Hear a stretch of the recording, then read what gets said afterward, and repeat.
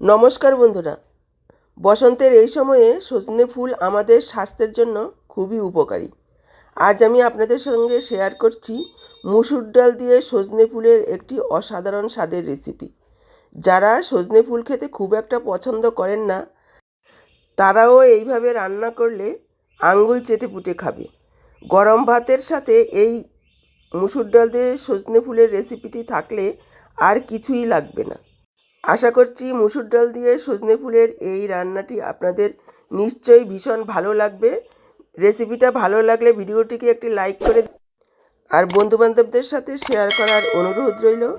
আর নতুন নতুন রান্নার ভিডিও পেতে চ্যানেলটিকে সাবস্ক্রাইব করে পাশে থাকার অনুরোধ রইল। তো চলুন শুরু করা যাক। সজনে ফুলের রেসিপিটা করার জন্য প্রথমে আমাদের লাগবে হচ্ছে সজনে ফুল। সজনে ফুলের একটা তেতো ভাব রয়েছে। তেতো ভাব কীভাবে দূর করবেন সেটাও পেয়ে যাবেন আজকের এই ভিডিওতে। সজনে ফুলগুলোকে প্রথমে ভালোভাবে বেছে নিতে হবে, তারপর খুব সুন্দরভাবে ধুয়ে নিতে হবে 2-3 বার জল পাল্টে পাল্টে, যাতে কোনো রকম ধুলোবালি না থাকে। দেখুন, সজনে ফুলগুলোকে আমি খুব ভালোভাবে ধুয়ে নিয়েছি। আর এখানে নিয়েছি একটা মিডিয়াম সাইজের পেঁয়াজ, একটা আলু, 5-6 কোয়া রসুন, 4টে কাঁচা লঙ্কা, সব কিছু কুচিয়ে নেব। আলুটাকেও একটু এভাবে ঝিরিঝিরি করে কাটবো, যেভাবে আলু ভাজা কাটে।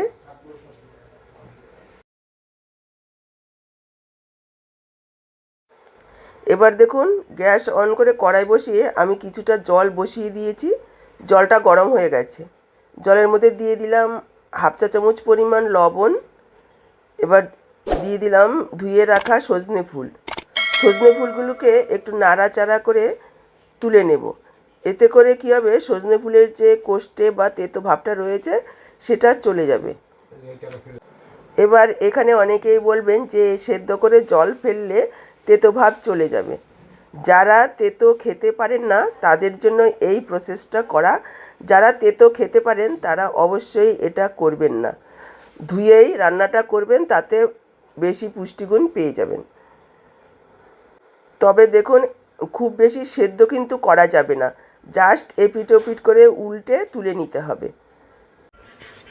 সজনে ফুলটাকে নামিয়ে নিয়ে কড়াইটাকে পরিষ্কার করে নিয়েছি। আর কড়াতে দিয়ে দিলাম সর্ষের তেল। ফোড়নে দিয়ে দিচ্ছি 1/2 চা চামচ কালো জিরে, 4টে চেরা কাঁচা লঙ্কা,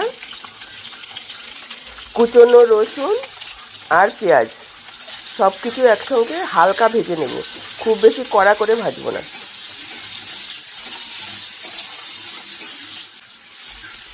দেখুন, জাস্ট পেঁয়াজ রসুনের কালারটা এরকম একটু চেঞ্জ হবে।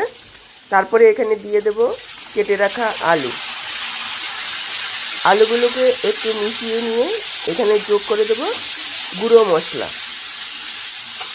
1/2 চা চামচের থেকেও কম পরিমাণে একটু হলুদ গুঁড়ো, ঝাল অনুযায়ী লাল লঙ্কার গুঁড়ো, সামান্য একটু জিরের গুঁড়ো, পরিমাণ মতো লবণ। ব্যাস এইটুকুই মশলা। এবার 1 থেকে 1.5 মিনিট একটু কষিয়ে নেব। এখানে আর কোনো রকম জল দেওয়ার প্রয়োজন নেই। গুঁড়ো মশলা কষাতে খুব একটা সময় লাগে না। এভাবে একটু ভাজা ভাজা করে নেব মশলাটাকে। দেখুন, 1 মিনিট মতন একটু ভাজা ভাজা করে নিয়েছি। এবার দিয়ে দিচ্ছি মুসুর ডাল। এখানে আমি 50 গ্রাম পরিমাণ মুসুর ডাল 1 ঘন্টা আগে ধুয়ে ভিজিয়ে রেখেছি। তারপর 10 মিনিট আগে জলটা ছেঁকে ছাঁকনিতে রেখেছি, যাতে জলটা খুব ভালোভাবে ঝরে যায়। এবার ডালগুলোকে দিয়ে দিলাম আর মিশিয়ে নেব। এখানে কোনো রকম জল দিতে হবে না। মিশিয়ে নিয়ে ঢাকা দেব আর লো ফ্লেমে রান্নাটা করব। ভাপে যে জলটা বের হবে সেই জলে খুব সুন্দরভাবে ডালও সেদ্ধ হয়ে যাবে আর আলুও সেদ্ধ হয়ে যাবে। দেখুন, ঢাকা দিয়ে দিয়েছি, কিন্তু রান্নাটা একটু ধৈর্য ধরে লো ফ্লেমে করতে হবে, এতে স্বাদটা ভালো হবে। দেখুন, ঢাকা দিয়ে প্রায় 4-5 মিনিট রান্না করে নিয়েছি। মাঝখানে 2 বার আমি ঢাকা তুলে নাড়াচাড়া করে দিয়েছি, যাতে নিচে লেগে না যায়। দেখুন, ডাল আলু খুব সুন্দরভাবে সেদ্ধ হয়ে গেছে।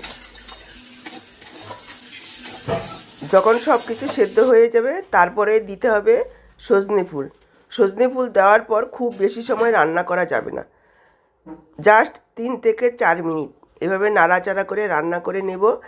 এতে করে সজনে ফুলের সতেজ ভাবও বজায় থাকবে, পুষ্টিগুণও বজায় থাকবে। সজনে ফুল খুব বেশি সময় রান্না করলে স্বাদও নষ্ট হয় আর তেতো ভাব চলে আসে। যদি আপনাদের খুব বেশি শুকনো মনে হয়, হাত দিয়ে ছিটিয়ে অল্প পরিমাণে একটু জল দিয়ে দেবেন। তবে খুব বেশি জল দিয়ে বেশি সময় রান্না করা যাবে না বা টানানো যাবে না, তাহলে কিন্তু স্বাদ নষ্ট হয়ে যাবে।